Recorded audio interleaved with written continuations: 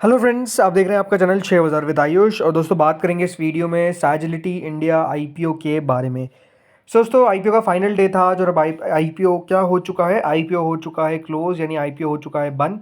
तो कितना दोस्तों सब्सक्रिप्शन निकल कर आया है इस आईपीओ के अंदर, इसी को हम इस वीडियो में समझेंगे। तो आप लोग देखिएगा वीडियो को पूरा ज़रूर। सो फ्रेंड्स, सैजिलिटी इंडिया आईपीओ 10 रुपये की फेस वैल्यू के साथ आया था। 30 रुपये का इसका प्राइस बैंड था। अभी बात ध्यान रखिएगा, अगर आपको आईपीओ का अलॉटमेंट मिलता है तो 30 रुपये का आपको एक शेयर मिलेगा। कुल मिलाकर 500 शेयर्स मिलते हुए नजर आएंगे। अगर आपने रिटेल कैटेगरी में लगाया, अगर आपने एचएनआई कैटेगरी में लगाया तो ऑब्वियस बात आपको ज़्यादा शेयर्स मिलेंगे, लेकिन अगर आपने रिटेल में लगाया तो 500 शेयर्स आपको कुल मिलाकर मिलेंगे। दोस्तों करीबन 2106 करोड़ का ये इशू था, पूरा का पूरा ओएफएस था, ये सब आपको पता ही है। तो चलिए सीधे अब कौन से डेटा पे आते हैं, सब्सक्रिप्शन वाले डेटा पे। जो फ्रेंड्स शुरुआत के 2 दिन थे इसमें अगर आप सब्सक्रिप्शन देखेंगे तो जो क्यूआईबी कैटेगरी थी उनके द्वारा करीबन 7% सब्सक्राइब किया गया था। एचएनआई कैटेगरी के द्वारा 24% सब्सक्राइब किया गया था। रिटेल के द्वारा 2.26 टाइम सब्सक्राइब किया गया था। एम्प्लॉय के द्वारा 2.47 टाइम्स। तो कुल मिलाकर ये इशू हमको फर्स्ट डे के अंदर 52% या फिर कहूँ तो आधा भरता हुआ नजर आ चुका था। आखिरी दिन ये देखना था दोस्तों कि स्पेसिफिकली कितना पैसा आता है क्यूआईबी के द्वारा। तो जो अब हमारे सामने डेटा निकल कर आया है तो वो डेटा दोस्तों बहुत अच्छा नहीं है, क्योंकि क्यूआईबी का जो पोर्शन है वो ओनली 3.52 टाइम्स ही सब्सक्राइब हुआ है। यानी अगर देखा जाए तो क्यूआईबी ने दोस्तों बिल्कुल पैसा नहीं लगाया इस इशू के अंदर। 21 करोड़ ऑफर किए गए थे शेयर्स, बट करीबन 73 करोड़ 86 लाख शेयर्स के लिए एप्लीकेशन आता हुआ दिखा।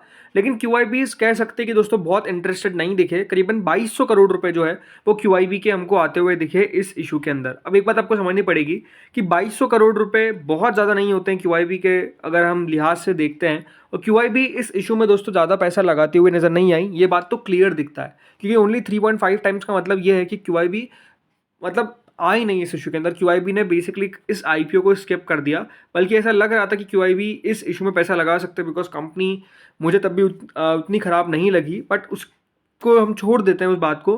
तो क्यूआईबी नो डाउट इस आईपीओ को एक ही चीज़ करते हुए नजर आए, जो है दोस्तों स्किप, यानी 3.5 टाइम्स का मतलब यही है। यानी क्यूआईबी की तरफ से तो नो डाउट पुअर सब्सक्रिप्शन था। देन एचएनआई कैटेगरी के द्वारा भी दोस्तों सेम ही सब्सक्रिप्शन है, मतलब कोई खास मेजर डिफरेंस नहीं है। एचएनआई ने भी इस इशू को स्किप ही करना ज़्यादा समझा। ओनली 1.93 टाइम दोस्तों एचएनआई कैटेगरी सब्सक्राइब हुई। कुल मिलाकर 606 करोड़ रुपए जो है वो एचएनआई इस इशू में लगाने में कामयाब हुए।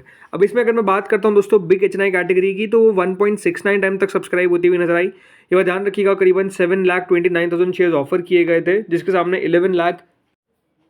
कुल मिलाकर दोस्तों जो बिग एचएनआई कैटेगरी है वो 355 करोड़ रुपए लगाने में कामयाब हुई। 11 करोड़ 84 लाख शेयर्स के लिए एप्लीकेशन जो है वो टोटल मिलाकर आपने देखी। अब अगर आपने बिग एचएनआई कैटेगरी में लगाया तो ये बात ध्यान रखिए, आपका अलॉटमेंट तो कंफर्म है। ये बात सही है दोस्तों, कितने शेयर्स मिलेंगे, तो शेयर्स आपको थोड़े से ज़्यादा ही मिलते हुए नजर आएंगे। 2 लाख से ज़्यादा ही शेयर्स मिलते हुए नजर आएंगे। बट ये अगर आपने बिग एचएनआई में अपना आईपीओ लगाया है तो आपका अलॉटमेंट कंफर्म है, वहाँ पर आपको कोई दिक्कत वाली बात नहीं होने वाली है। अगर मैं बात करता हूँ स्मॉल एचएनआई कैटेगरी की, तो 2.39 टाइम्स तक दोस्तों स्मॉल एचएनआई कैटेगरी सब्सक्राइब हुई। करीबन 3.5 करोड़ शेयर्स ऑफर किए गए थे, जिसके सामने 8 करोड़ 38 लाख शेयर्स के लिए हमको एप्लीकेशन आता हुआ दिखा। 250 करोड़ रुपए जो है, यानी 251 करोड़ रुपीज़ जो है वो स्मॉल एचएनआई इस इशू में लगाने में कामयाब हुए। स्मॉल एचएनआई के अंदर सिंपल सी बात है, जितना आईपीओ सब्सक्राइब हुआ है उतने में से एक को मिलेगा, तो हर 2 में से एक को मिलता हुआ नजर आएगा ये आईपीओ का अलॉटमेंट, यानी 50% आपके अलॉटमेंट आने के चांसेस क्लियरली दिखते हैं। अब यहाँ पर जो क्वेश्चन आता है वो है कि दोस्तों अगर मैंने रिटेल में लगाया तो फिर मेरी पॉसिबिलिटी क्या रहने वाली है।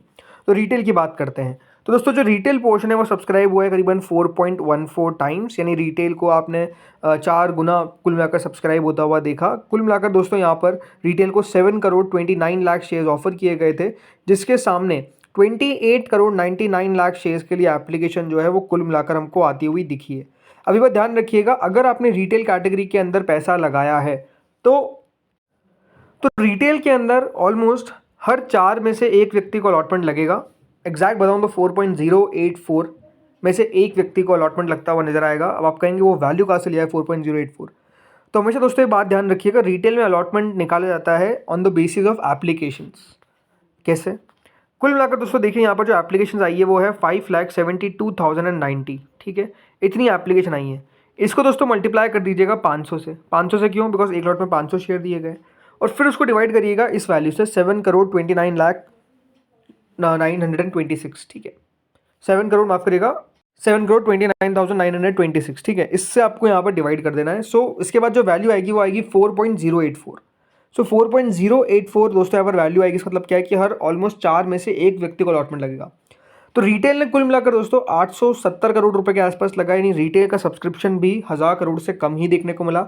आई थिंक सिंपल सी बात है, इस आईपीओ को हीट फेस करनी पड़ी है करंट मार्केट कंडीशंस की।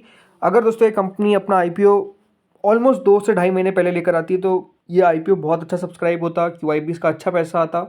लेकिन क्योंकि दोस्तों करंट मार्केट कंडीशंस इतनी ख़राब अभी दिख रही है, क्योंकि मार्केट्स टिक नहीं पा रहे, जो तेज़ी है वो सस्टेन नहीं कर पा रहे, मार्केट्स लगातार नीचे जा रहे हैं। और आई थिंक जो अमेरिका के बारे में हम सुन रहे थे कि अमेरिका में अगर डोनाल्ड ट्रंप आ गए तो ये होगा वो होगा, आई थिंक वो सब बातें भी अब जाती हुई नज़र आ रही है, वहाँ पर भी कोई बात नहीं कर रहा है। तो सिंपल सी बात है, देखिए मार्केट्स शॉर्ट टर्म में कुछ भी कर सकते हैं, ये हमेशा बात ध्यान रखिएगा।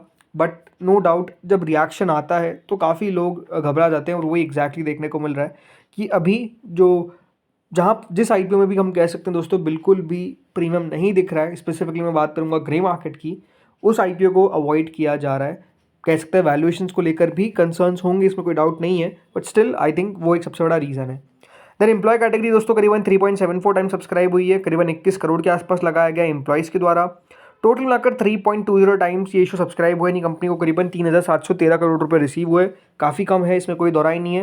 लेकिन अब सबसे बड़ा क्वेश्चन यही आता है कि हमने ये सब तो समझ लिया, बट क्या लिस्टिंग गेन मिल पाएंगे? लिस्टिंग गेन से पहले ये बात ध्यान रखिएगा दोस्तों, इस आईपीओ का अलॉटमेंट कब आएगा? अलॉटमेंट की डेट है कल की, जी हाँ टुमारो, दैट इज़ 8th को इस आईपीओ का आपको अलॉटमेंट पता चल जाएगा 8 नवंबर को, कि इस आईपीओ का आपको अलॉटमेंट मिला है या फिर नहीं मिला है, कल आपको पता चल जाएगा।